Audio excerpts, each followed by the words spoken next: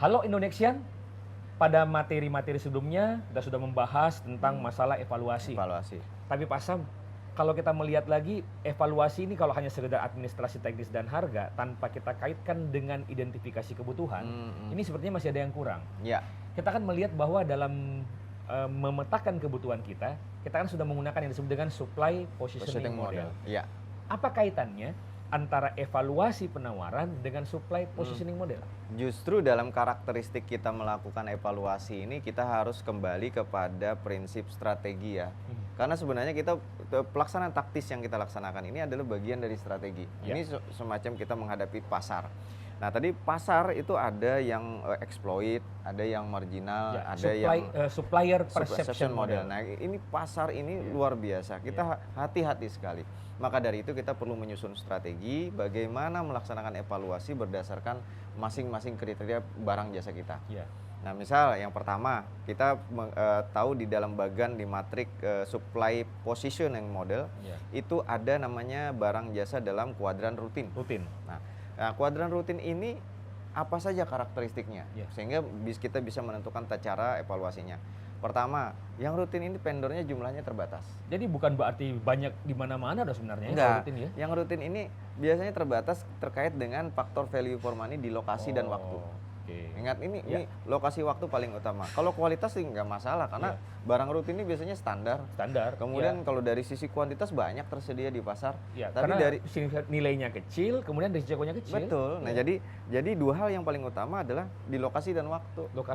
Biasanya kalau rutin ini dia yang dipilih adalah kedekatan lokasi. Kemudian yang mengikat adalah waktu. Untuk itu ketika kita melihat vendornya jumlahnya terbatas. Yang terdekat terbatas dalam waktu yang ini terbatas. Kemudian yang kedua itu sifatnya sederhana sekali. Bahkan kadang-kadang filmnya kecil tadi. Kadang-kadang sifatnya informal. Jadi kalau misalkan masa untuk yang beli kertas misalkan kita harus nanya ke toko kertas, kamu punya NPWP enggak gitu. Kamu punya punya surat izin usaha enggak dan segala macam. Nah, ini kebanyakan spot buy bahkan. Bahkan dari sisi perikatannya spot buy. Jadi ketika istilahnya kita datang transaksi selesai gitu. Nah, ini rutin. Kemudian evaluasi itu berdasarkan pada motivasi dan kemampuan vendor untuk menurunkan biaya transaksi. Nah, karena ini sifatnya sederhana, jangan sampai biaya transaksinya lebih besar dibandingkan pengadaan barangnya. Makanya itu. Jadi kita ini kan kebalik, justru unsur administrasinya banyak, fotokopinya sekian banyak, ada surat pesanan dan segala macam. Tapi sementara pembelian kita rutin, gitu. Nah, makanya yang kita utamakan dalam melakukan evaluasi itu adalah transaction cost-nya sedikit. Kita reduce. Nah, makanya kita poinnya itu kepada harga saja. Nah, ini kalau rutin. Kalau leverage. Nah, kalau leverage ini kalau dalam ilmu ekonomi ada yang disebut dengan pasar persaingan sempurna. Jadi jumlah barang tersedia dengan banyak, jumlah penyediaannya tersedia dengan banyak, kemudian unsur kualitasnya kita bisa persaingkan dengan sempurna, unsur kuantitasnya juga seperti itu, sehingga ketika kita leverage-kan kebutuhan, itu kemudian jumlah penyedia atau jumlah vendor yang berminat di pasar kita itu semakin banyak biasanya. Dan karena mengapa semakin banyak? Karena nilainya besar.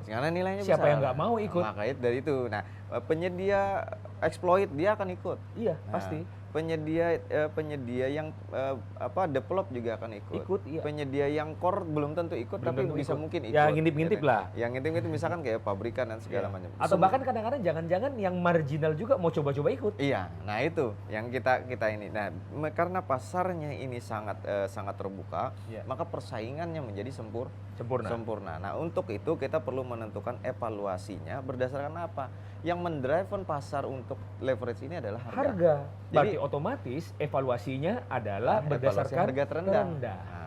Nah, yang paling ideal dalam konsepsi pemilihan ini adalah leverage. Makanya jangan terjebak dengan rutin misalkan. Kalau udah rutin dan segala macam, harga itu kadang-kadang tinggi meskipun transaksi cost-nya rendah. Nah, ini jadi begitu kita konsolidasi jadi leverage. Jadi bagaimana caranya untuk mengkonsolidasikan rutin menjadi leverage atau menurunkan risiko dari yang tadinya adalah kritikal menjadi leverage juga. Nah, ini ininya. Ini untuk yang leverage. Nah, sekarang bottleneck. Nah, kalau bottleneck ini kita sering gunakan direct purchase ya. Direct purchase. Ya. Kemudian ada juga kalau di pabrik namanya penunjukan langsung gitu. Karena jumlah penyedia di sini sangat terbatas. Terbatas itu artinya apa?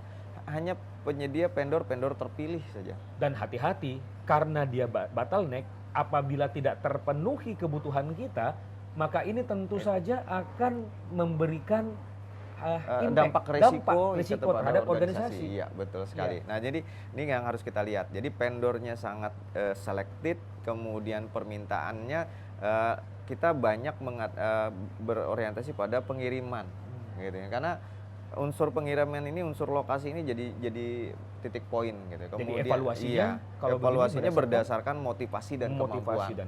Jadi utamanya kita lihat kemampuan. Iya, kombinasi ini yang harus kita, motivasinya harus tinggi untuk yang vendor bottleneck ini, karena kalau kita nggak lihat motivasinya agak nakal-nakal gitu ya, ini udah. Makanya paling tepat sebenarnya sih kita memintanya itu dari penyedia yang sifatnya adalah develop atau bahkan core. Core, iya. Ini bottleneck ini. Pak Sam, di kritikal kan juga ada kan? Iya, kritikal ini nanti kita yang paling utama kita lakukan evaluasi adalah karena pada umumnya kritikal itu banyak vendornya, tidak juga sedikit, tidak juga banyak, tapi cukup untuk ini. Kemudian metodenya tetap tender. Tapi apakah boleh kita melakukan dengan cara tunjuk langsung? Resikonya besar.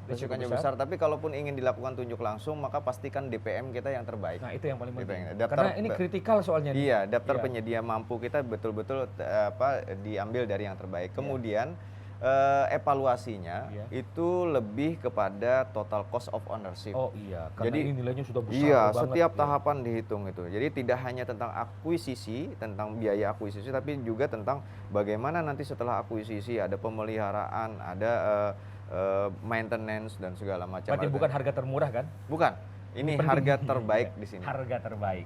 Jadi demikian 4 strategi pengadaan berdasarkan supply positioning model, yaitu rutin, leverage, bottleneck, dan critical. Saya Khalid Mustafa. Saya Samsul Ramli. Salam pengadaan. Nah, berikutnya masuk ke